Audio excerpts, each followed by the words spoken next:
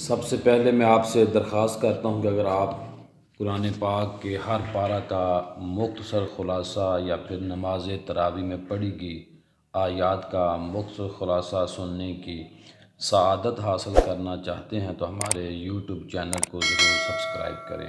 آپ کا یہ عمل آپ کو قرآن پاک سے محبت عطا کرے گا۔ دوسری آپ سے گزارش ہے کہ اگر آپ رمضان المبارک کا پورا مہینہ ہمارے ساتھ رہیں تاکہ آپ اور ہم رمضان کی برکتیں حاصل کر سکیں۔ ناظرین، اگر کوئی بات سمجھ میں نہ آئے تو میرے ای میل پر مجھے اپنا پیغام ارسال کریں، موبائل پر کال کریں یا پھر خط و خطابت کے لیے ہمارے ایڈریس پر خط لکھیں۔ شکریہ۔ بسم اللہ الرحمن الرحیم۔ تیسری تراویح کا درس۔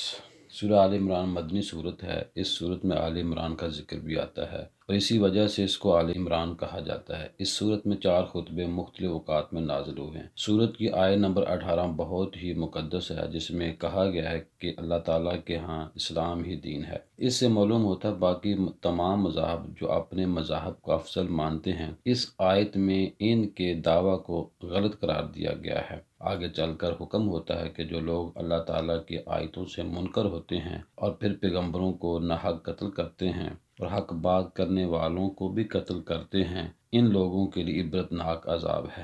کتابوں میں ملتا ہے کہ بنی اسرائیل نے صبح کے وقت کئی نبیوں کو قتل کر دیا اور یہاں تک ہی نہیں، جب نیک لوگوں نے ان کو نیکی کا حکم دیا، اسی شام ان لوگوں کو بھی قتل کر دیا گیا۔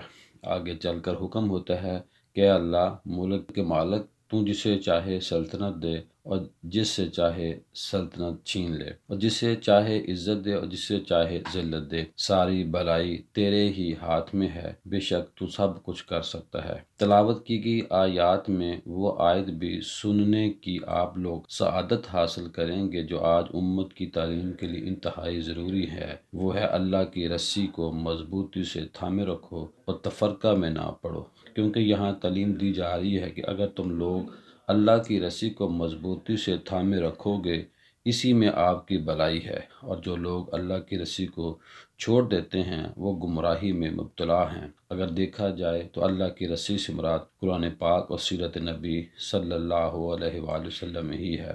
سورہ آل عمران میں غزوہ احد کا واقعہ بھی ہے جو 13ویں رکوع سے شروع ہوتا ہے اور سورہ آل عمران کے آخر تک چلتا ہے۔ حکم ہوتا ہے کہ یاد کرو جب تم بھاگ رہے تھے، اس وقت بھی نبی کریم صلی اللہ علیہ وآلہ وسلم ہی ڈٹ کر تمہارے پیچھے سے تمہیں آوازیں دے رہے تھے۔ اس جنگ میں نبی کریم صلی اللہ علیہ وآلہ وسلم کے بارے میں مشہور کر دیا گیا کہ آپ صلی اللہ علیہ وآلہ وسلم شہید کر دیے گئے ہیں، کیونکہ نبی کریم صلی اللہ علیہ وآلہ وسلم کی پاک ذات اس جنگ میں زخمی ہو گئے تھے اور شہادت کی جھوٹی افواہ پر کفار نے بڑی خوشی منائی۔ ایسی صورتحال میں مسلمانوں کے حوصلے کچھ کم پڑ گئے، لیکن اس موقع پر بھی کچھ صحابہ میرے اور آپ کے کریم آقا صلی اللہ علیہ وآلہ وسلم کے گرد ڈٹ کر کفار کا مقابلہ کرتے رہے۔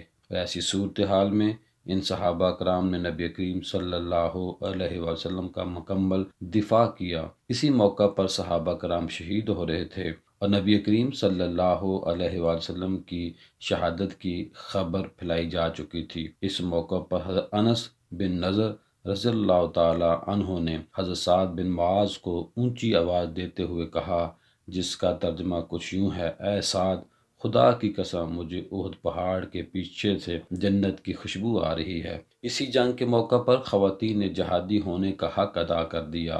نبی پاک صلی اللہ علیہ وآلہ وسلم جنگ احد کا جب تذکرہ کیا کرتے تھے تو فرماتے، میں نے اس روز عمارہ رضی اللہ تعالی عنہا کو اپنے آگے پیچھے اور دائیں بائیں دشمن سے جنگ کرتے ہوئے دیکھا اور فرمایا، عمارہ خاتون احد ہیں، یعنی کہ احد جنگ میں یہ جہاد کرنے والی خاتون ہیں۔ اسی صورت میں اللہ تعالیٰ فرما رہا ہے کہ شہید زندہ ہیں، ان کو مردہ مت کہو، کیونکہ تم کو ان کی زندگی کی سمجھ نہیں۔